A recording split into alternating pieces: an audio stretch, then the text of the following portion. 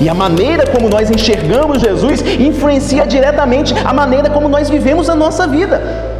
Como nós ouvimos a palavra dele. Nós estamos ouvindo a palavra desse Deus santo, eterno, poderoso. Isso vai mudar a maneira como nós olhamos para a nossa adoração.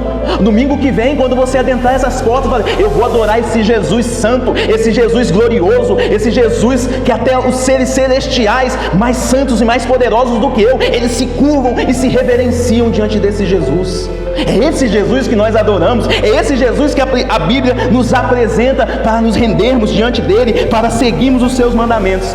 E é esse Jesus que dá uma missão à igreja. É ele. Nossa série, nós estamos caminhando em uma série de mensagens falando a respeito da história da redenção. Semana passada vimos um pouco a respeito de um profeta Elias. Ele viveu num momento da história do povo de Israel, onde o reino ele estava dividido, reino do sul e reino do norte. O profeta Isaías também, ele profetiza, ele é usado pelo Senhor também nesse contexto, onde os reinos estão divididos. Então nós vamos ler a palavra do Senhor no capítulo 6,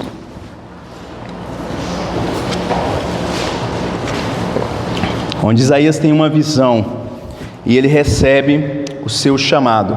Isaías capítulo 6, versículo 1 até o versículo 8.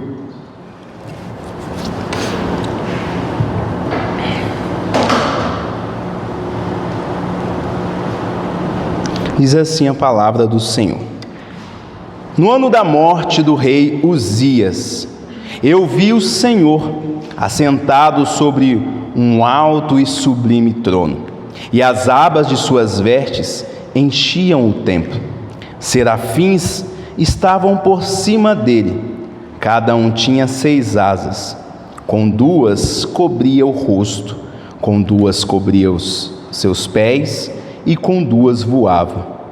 E clamavam uns para os outros, dizendo: Santo, Santo, Santo é o Senhor dos exércitos, e toda a terra está cheia da sua glória. As bases do limiar ou dos batentes se moveram à voz do que clamava, e a casa se encheu de fumaça. Então disse eu: Ai de mim, estou perdido, porque sou um homem de lábios impuros, habito no meio de um povo de impuros lábios, e os meus olhos viram o Rei, o Senhor dos exércitos. Então um dos serafins voou para mim, trazendo na mão uma brasa viva, que tirara do altar com uma tenaz. Com a brasa tocou a minha boca e disse: Eis que ela tocou os teus lábios, a tua iniquidade foi tirada, e perdoado o teu pecado. Depois disso ouvi a voz do Senhor que dizia: A quem enviarei, e quem há de ir por nós? Disse eu: Eis-me aqui, envia-me a mim. Até aqui sim, nos falou a palavra do Senhor. Meus irmãos, que texto maravilhoso, que momento impactante na vida deste profeta. E olhando para o momento onde esse profeta ele estava ali vivendo, e olhando para os nossos dias hoje, você já parou para pensar como estão os nossos dias? Nós estamos vivendo em um mundo que está em crise. Se você tem acompanhado as redes sociais, alguns noticiários, você vai se espantar, porque há mais de 120 conflitos armados em todo o planeta Terra.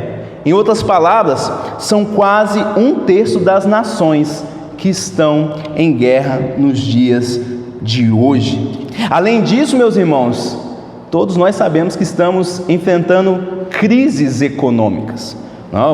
O presidente dos Estados Unidos está declarando guerra contra o Brasil mas não uma guerra militar, mas uma guerra econômica.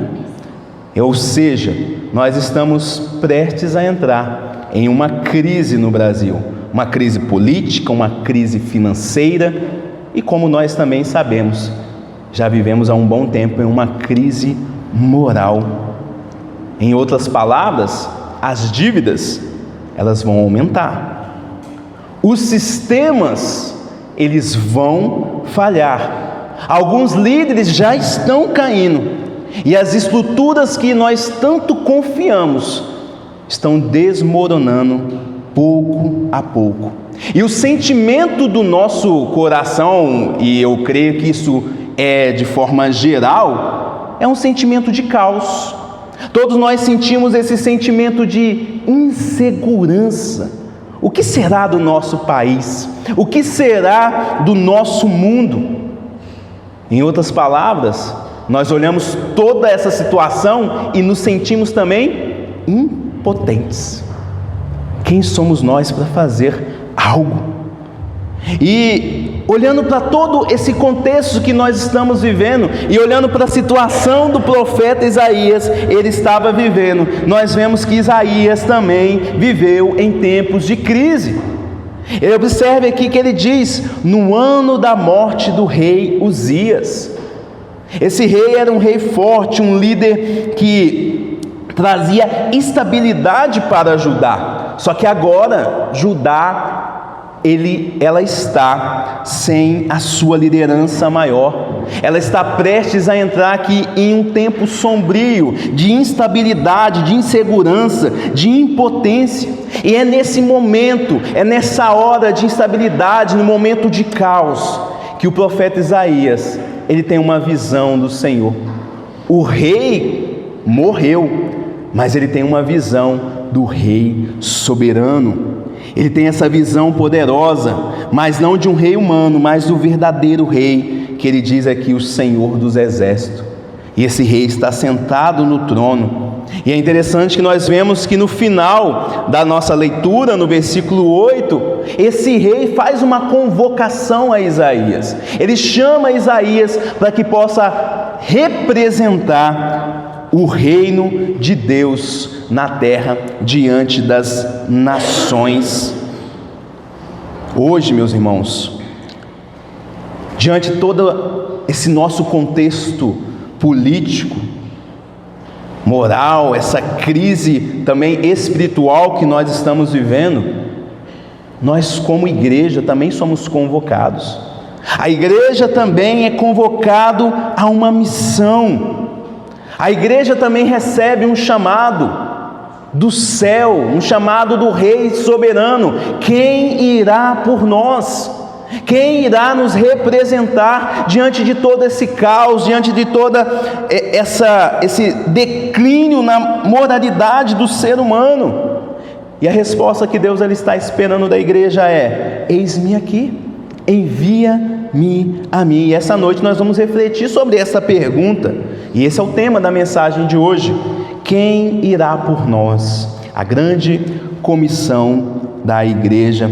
Nós vamos começar, porque vai ser apenas uma parte desta mensagem que iremos ver nesta noite. Vamos começar a ver e descobrir 3 verdades vitais sobre a missão da igreja na terra, olhando para esse texto aqui de Isaías. É interessante que quando olhamos para a missão da igreja, a igreja ela não foi chamada para se esconder, não foi chamada, muito menos, para se acomodar, se moldar ao sistema e ao tempo, mas a igreja foi chamada para cumprir uma missão.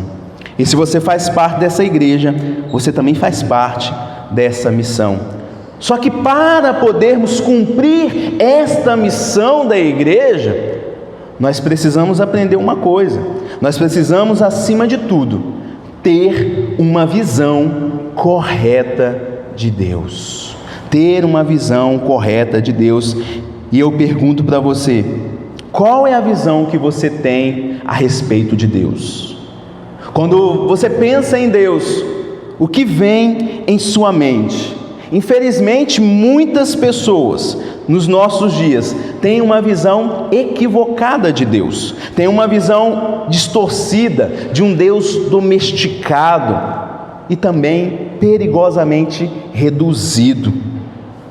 Bom, mas pense nessa pergunta: qual é a visão que você tem de Deus? Pense na resposta. Nós vamos abordar essa pergunta um pouco mais à frente. Primeiro, nós vamos olhar aqui para a Bíblia, para o texto de Isaías.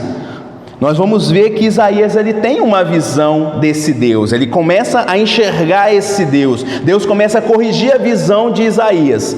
E nesta visão, em primeiro lugar, Isaías ele viu um Deus que reina soberanamente. No verso 1, após a morte do rei Uzias, Isaías então ele vai para onde? Para o templo. Isaías vai para a igreja. Ele pensa: é necessário orar. O rei Uzias morreu, eu vou orar, eu vou ao templo. Só que chegando nesse templo, ele tem uma visão de Deus. Ele vê o Senhor, uma visão tremenda, uma visão maravilhosa. Ele vê o Senhor, e o Senhor está sentado num alto e sublime trono. E o que isso nos revela aqui no contexto de Isaías? Deus estava mostrando e revelando para Isaías que mesmo em tempos de crise, Deus continua reinando soberanamente. Mesmo em tempos de crise, meus irmãos, Deus ele continua reinando. E é interessante que nenhuma estratégia, nenhum governo ou sistema vai fugir do controle de Deus. Deus estava mostrando isso. Apesar do rei humano ter morrido, o sistema pode estar ali pronto ao colapso, Deus ainda estava no comando.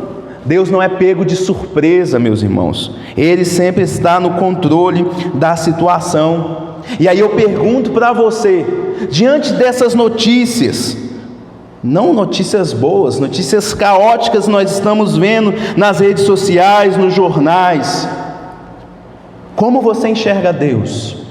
Você tem essa visão de Isaías? Pastor, está vindo uma crise econômica, eu não sei o que vai acontecer. E você só está olhando somente para a crise, ou você está conseguindo ver que Deus ainda está no trono? Deus está governando e reinando soberanamente. Amados irmãos, quando a situação parece estar fora de controle, nós não devemos nos afundar nas notícias, querendo saber exatamente o que está acontecendo. E agora, o que o Trump está falando? E agora, o que o nosso presidente está falando? Meus irmãos, é necessário, às vezes, nós pararmos, desligarmos um pouco a televisão, desligarmos o nosso celular e abrirmos esse texto, olharmos para esta visão, voltar os olhos para a palavra de Deus, meus irmãos. Precisamos lembrar aqui de Isaías 6, lembrar que no momento também de caos, o trono não estava vazio. Aquele que governa a terra, ele estava sob o controle. E quando nós fizermos isso, ao invés de ficarmos ansiosos, preocupados, e agora? E agora? E agora? Como que eu vou fazer? Como que eu vou lidar com essa situação? Quando você olha para esse texto e acredita que Deus ele ainda está reinando, ainda está no controle, o seu coração vai se encher de paz. Seu coração vai se encher de paz. Seu coração vai se encher de fé. Você vai olhar que há alguém no trono e você vai dizer: eu preciso continuar minha missão. Apesar de tudo estar ruim, eu preciso continuar a minha missão. Então Isaías ele vê Deus. Ele vê, e a visão é de um Deus que reina soberanamente. Mas em segundo lugar, em sua visão, Isaías viu um Deus que é glorioso. Ainda no verso 1, é dito aqui, que Isaías, ele vê o templo, ele começa a observar os detalhes do templo, só que ele vê que esse templo ele está cheio das abas das vestes do Senhor. O que é a aba das vestes? Apenas a borda do manto do Senhor.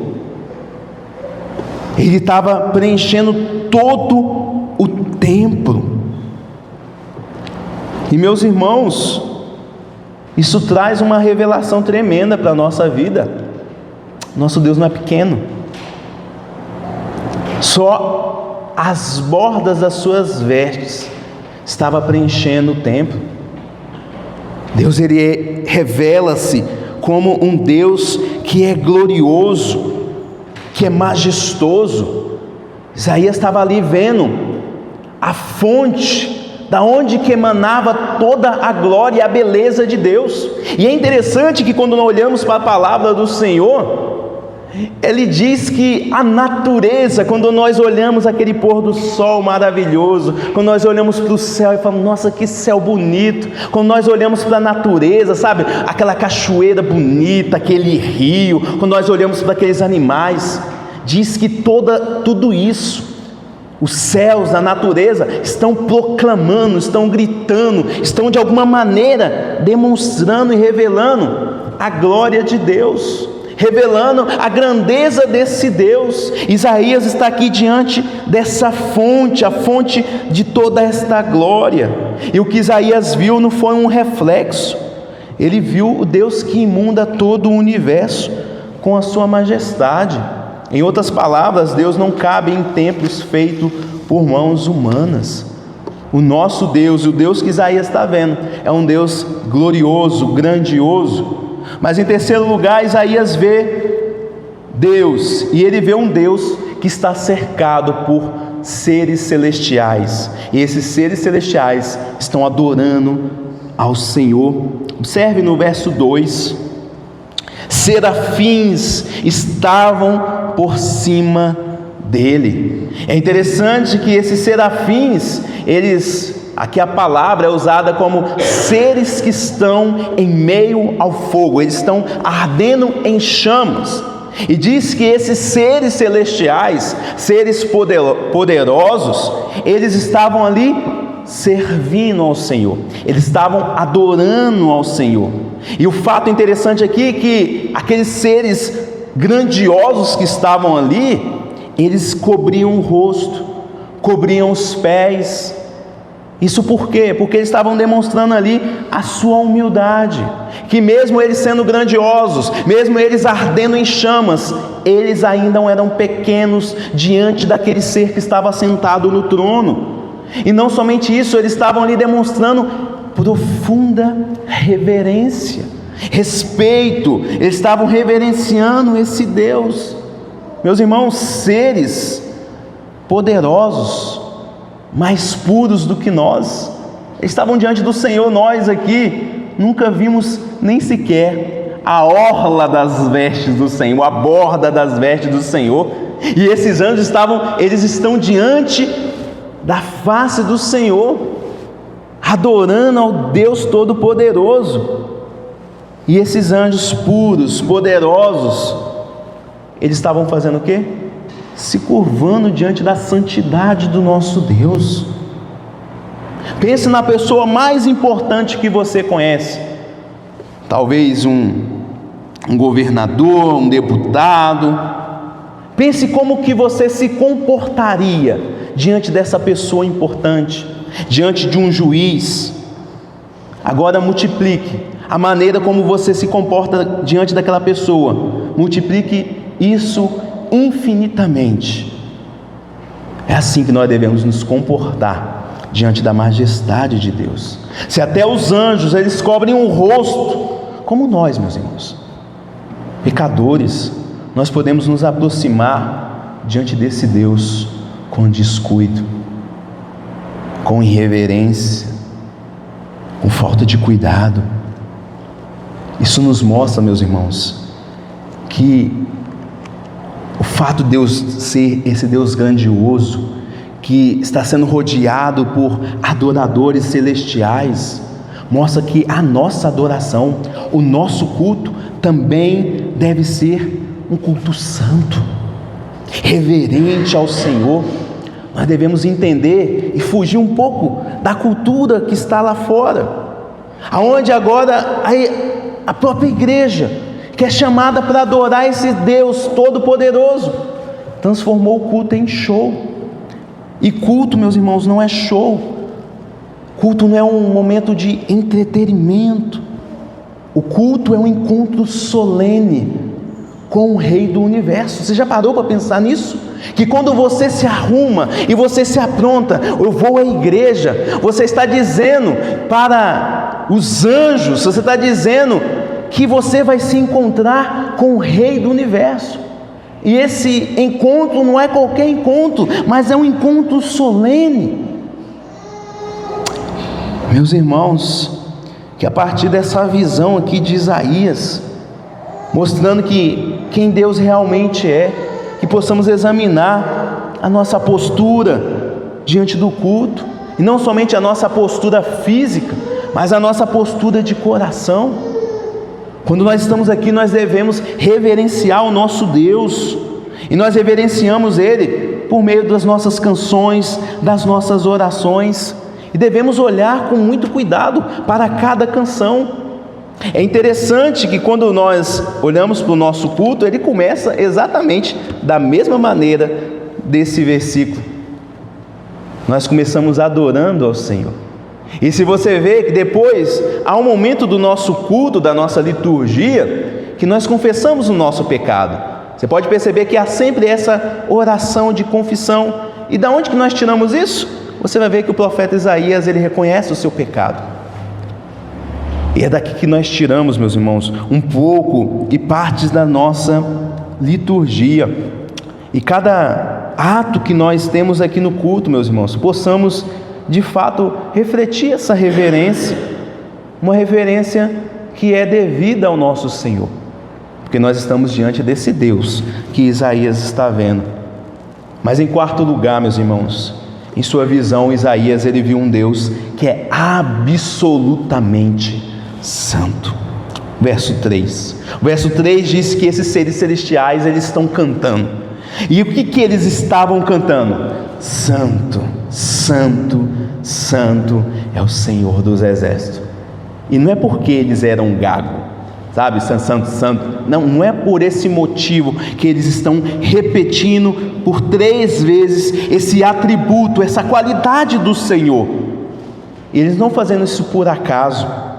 É interessante que quando nós olhamos para a cultura hebraica, para o contexto ali daquela cultura, daquela nação, eles não têm o nosso superlativo, sabe? Quando nós falamos, minha esposa, fala com a minha esposa, hoje você está linda, mas tem dia que eu falo com ela, hoje você está lindíssima, é um superlativo, hoje você está arrasando. Então, o que eles estão fazendo aqui? Eles estão usando um superlativo hebraico. Ele não tem o santíssimo. O que eles têm é a repetição, e quanto mais eles repetem, mais eles estão intensificando aquela qualidade, aquele louvor, aquele elogio. E 3 vezes é o máximo. É como se eles estivessem dizendo: Deus, o Senhor é mais santo, o Senhor é o mais santo que existe. Não há outro ser mais perfeito em pureza, mais separado de toda a criação, que é totalmente glorioso. Em outras palavras, ele está dizendo, eles estão cantando: não há ninguém como o Senhor. É isso que aqueles anjos, eles estavam declarando diante do Senhor. E enquanto eles estavam cantando santo, santo, santo, algo estava acontecendo no templo, e Isaías começa a reparar e ver que algo estava acontecendo. No versículo 4 diz que as bases do limiar se moveram à voz do que clamava, e a casa se encheu de fumaça. As bases do limiar aqui são os umbrais das portas do templo. Elas estavam ali se movendo, estavam tremendo com a voz dos serafins. Imagine isso, meus irmãos, estruturas sólidas, estruturas pesadas que sustentavam todo o templo, agora eles estavam tremendo diante da proclamação da santidade do nosso Deus, da santidade do Senhor. Agora pense comigo, se aquelas pedras objetos inanimados, eles estavam tremendo diante da santidade de Deus. E nós? E nós diante desse Deus? Será que nós podemos permanecer indiferentes diante do Senhor?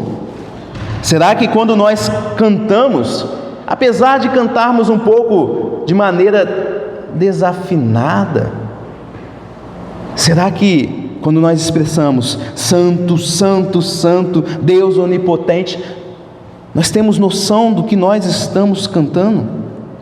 Será que eu estou cantando Santo, Santo, Santo? Será que eu consigo entender a profundidade destas palavras?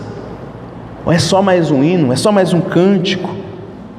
Meus irmãos, até quando os nossos corações continuarão duros, frios, por muitas vezes distraídos, enquanto os céus estão ali proclamando: Santo, Santo, Santo é o Senhor dos exércitos?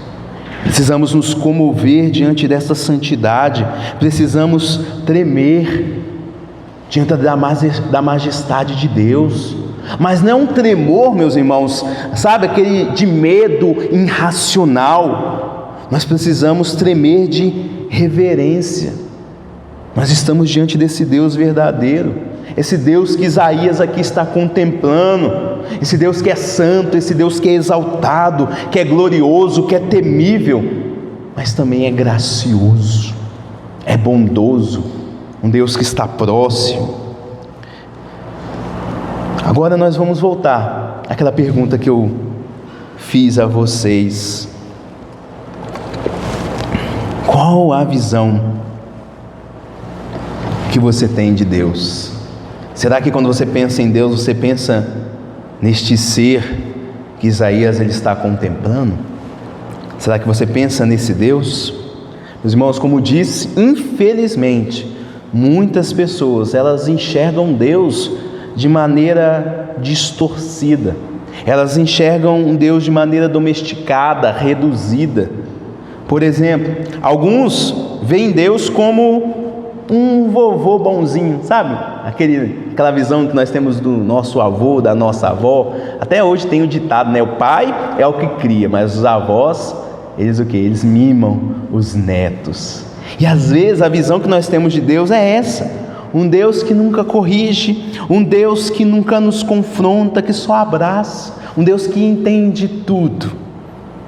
Outros veem Deus como um gênio da lâmpada. Já viu os filmes Gênio da Lâmpada? Você esfrega a lâmpada e ele sai de repente e diz: faça 3 pedidos. E muitas das vezes pessoas elas pensam em Deus dessa maneira: é só eu orar em nome de Jesus com muita fé e tudo vai acontecer, todos os meus desejos vão se realizar, é só pedir com fé. Tem gente que pensa nesse tipo de Deus, mas o que nós vemos aqui é um Deus diferente. Isaías tem uma visão de um Deus que é santo, que é soberano, e diante de quem o homem deve tremer em reverência, que deve confessar os seus pecados e deve se submeter à sua vontade. Mas há alguns, meus irmãos, também que enxergam Deus de forma distorcida, como um gerente de bênção, sabe? Um Deus que serve só para melhorar a sua vida, trazer prosperidade, saúde e sucesso. Não estou dizendo que Deus ele não faça isso, não estou dizendo que Deus ele não nos abençoa, não me interprete de maneira equivocada, mas eu estou dizendo que enxergar Deus somente desta maneira, nós estamos enxergando Deus de maneira equivocada. E há quem pense também que Deus é um Deus distante, um Deus totalmente desinteressado. Não, a visão que eu tenho de Deus é desse Deus longe, um Deus que está sentado no trono inalcançável. Mas se você olhar para o texto, Deus ele se manifesta no alto e sublime trono, sim, mas ele está o quê? Próximo. Você observe que Deus ele fala com Isaías, você observe que Deus ele se aproxima de Isaías, você observe que Deus ele perdoa os pecados de Isaías. Você observe que esse Deus que é santo, que é adorado por seres celestiais, é um Deus que convoca pecadores. Não é isso que nós vemos? Ele diz: e agora? Quem vai ir por nós? Quem há de ir por nós? Eu volto a perguntar, meus irmãos, qual a visão de Deus que tem moldado a sua vida? Se você for basear naquilo que você vê nas redes sociais, não, Deus para mim é aquilo que eu vejo, aqueles vídeos motivacionais que eu encontro no Instagram, no TikTok, no YouTube. Se você olhar para as opiniões das pessoas, opiniões populares, e se você não se basear nas Escrituras, a visão que você pode ter de Deus pode ser uma visão distorcida, uma visão de um Deus vovô bonzinho, um gênio da lâmpada, um gerente, das bênçãos. Mas, meus irmãos, nós vimos nessa noite que a visão que nós devemos ter de Deus é um Deus que é santo, perfeito, tremendo e digno da nossa adoração. Nós não estamos prestando um favor a Deus quando nós o adoramos. Ele é grande e Ele é digno dessa adoração. Quando Deus nos criou, Ele criou para esse fim, para que nós de alguma maneira glorifiquemos a Ele e nos alegremos nele para todo sempre. Foi para isso que Ele criou o ser humano. E que essa palavra, meus irmãos, nessa noite possa corrigir a nossa miopia, possa corrigir a nossa visão que nós temos de Deus, e que possamos olhar para o nosso Deus, orar a Ele, confiar nesse Deus de forma como Ele realmente é. Mas existe algo nesse texto que não foi revelado para Isaías. Existe algo que nesse texto, que somente anos depois, os servos desse Deus, eles entenderam. Diz que anos posteriores, o apóstolo João, ele interpreta esse texto. Ele olha para esse texto e ele começa a interpretar. E essa interpretação chega até nós hoje. Eu me refiro como a maneira que o apóstolo João ele interpreta lá em João, no capítulo 12, no versículo 41. João ele vai olhar para esse texto, ele vai citar esse texto e ele vai interpretar esse texto. Lá em João 12, se você olhar todo o contexto, o apóstolo ele começa narrando os últimos momentos ali do ministério público de Jesus. Ele está dizendo que várias pessoas viram os milagres, viram os sinais poderosos que Jesus realizou, mas ainda não criam nele, mesmo vendo os milagres. Então João ele começa ali então citar o profeta Isaías, citar essa passagem, Isaías capítulo 6, e ele fala que aquelas pessoas não estavam crendo porque algo já havia sido profetizado pelo profeta Isaías. E aí no verso 41 de João 12, João ele faz uma afirmação então surpreendente. Ele diz o seguinte: isto disse Isaías, porque viu a glória dele e falou a seu respeito. João está dizendo que Isaías, milhares de anos antes de Jesus nascer, ele contemplou aquele Senhor sentado no alto e sublime trono, sendo adorado por serafins que estavam clamando santo, santo, santo, e ele estava vendo uma visão da glória de Cristo. É isso que Isaías está dizendo. Isaías profetizou porque viu a glória de Jesus e falou a respeito de Jesus. Isso é algo extraordinário para nós, porque Isaías viu Jesus Cristo antes de Jesus Cristo nascer lá na manjedoura, de forma simples, lá em Belém, numa cidade totalmente esquecida por todos. Isaías viu a glória de Cristo antes da encarnação, meus irmãos. E esse Cristo que nasceu de forma humilde, ele é esse Senhor que está sentado no alto e sublime trono, o Senhor exaltado, glorioso, rodeado pelos anjos, digno de toda a nossa adoração. Agora você vai conseguir entender o que o apóstolo Paulo ele diz aos Filipenses, quando diz que Jesus Cristo, ele se despiu de toda a sua glória e se fez como servo. A visão que Paulo ele tem é desse Cristo assentado no trono, glorioso, sendo adorado. E esse Cristo ele desce do trono e ele vem, ele se esvazia de toda a sua glória, de toda a sua majestade.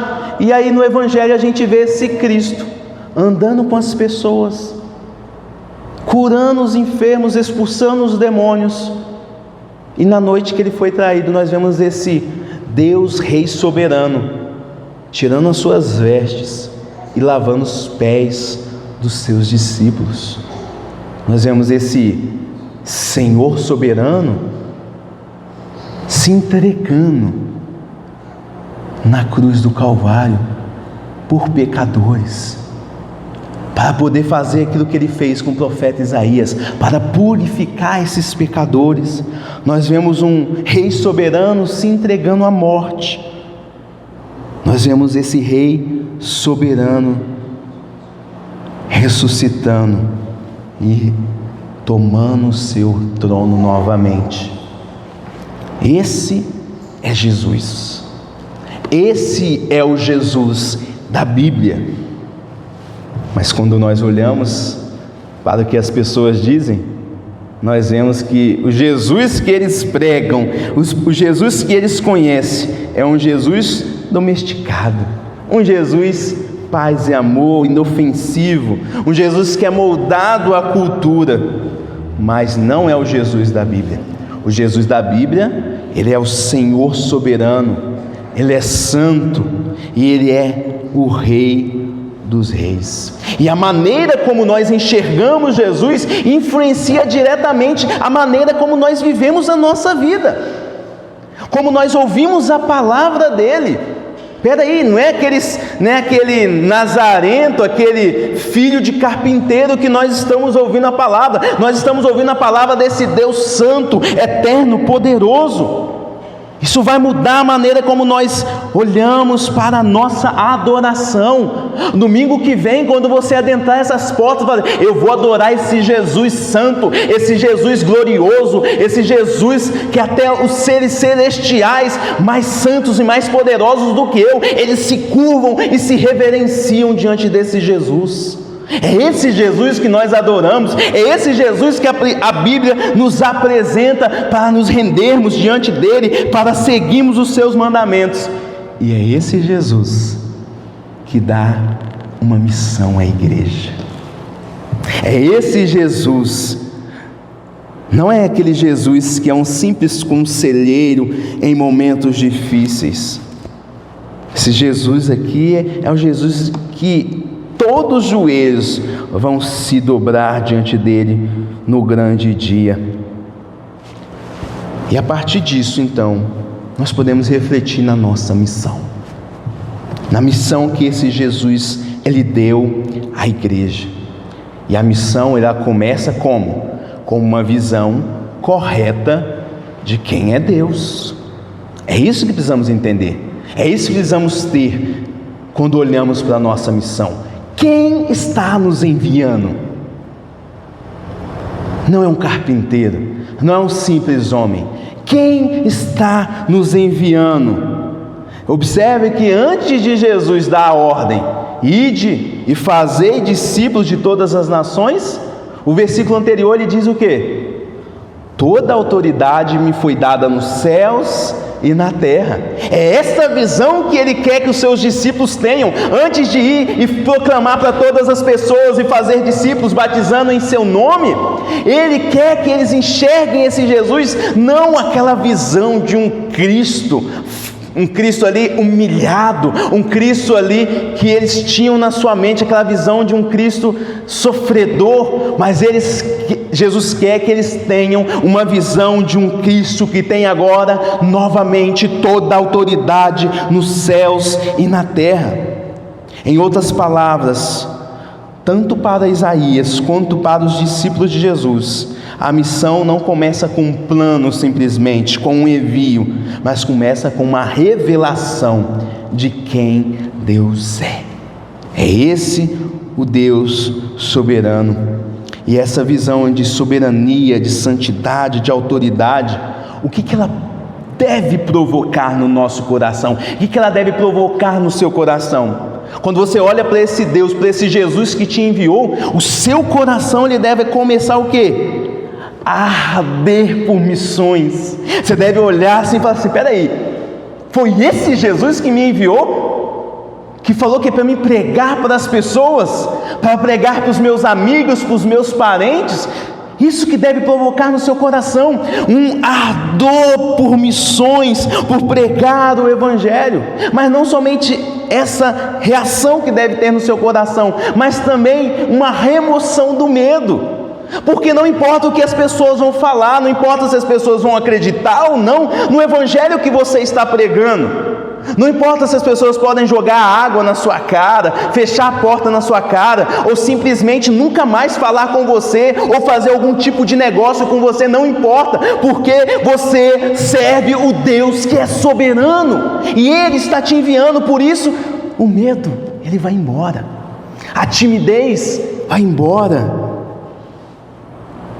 e esta visão impulsiona a igreja a obedecer esse mandamento do Senhor.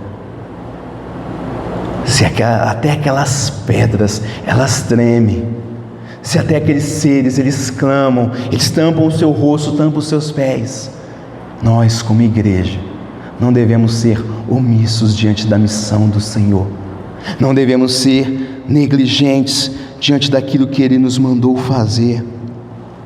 Você deve lembrar que a missão não é sobre nós, não é sobre o que nós podemos fazer, o quanto nós somos experientes, eloquentes, mas é sobre Ele. Ele falou para ele enviou os seus discípulos e a igreja para falar sobre Ele, para dizer o que Ele fez, para que as pessoas sejam salvas, para que as pessoas acreditem. E a beleza da nossa missão, meus irmãos, como igreja, de proclamar o Evangelho, sabe qual que é a beleza? A beleza é que esse nosso Senhor, Ele não nos envia assim, vai, não, diz que Ele caminha conosco. Foi isso que Ele disse aos seus discípulos: eis que estou convosco todos os dias até a consumação do século. O Senhor que está nos enviando não é um general autoritário, não. O Senhor que está nos enviando é aquele que lavou os pés dos seus discípulos, é aquele que chorou diante do sofrimento alheio, é aquele que se entregou na cruz. É um Deus que é compassivo, que é misericordioso. Ele vai junto conosco, e se Ele vai junto com você, por que temer? Por que adiar? Por que procrastinar essa missão tão gloriosa, tão cheio de beleza? Lembrar, meus irmãos, que o Cristo, que o Senhor que Isaías viu no trono, também é o Cristo que morreu no nosso lugar. Ele é glorioso, mas também é gracioso.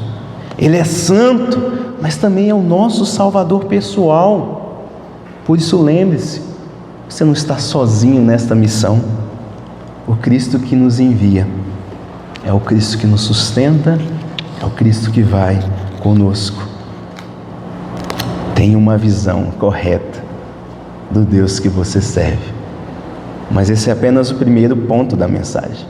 O segundo ponto da mensagem fala de uma visão correta de quem você é.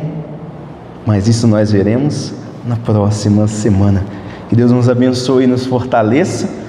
Vamos ficar de pé diante desse Deus majestoso e glorioso. Vamos louvá-lo, vamos cantar ao Senhor. Quão grande é o meu Deus!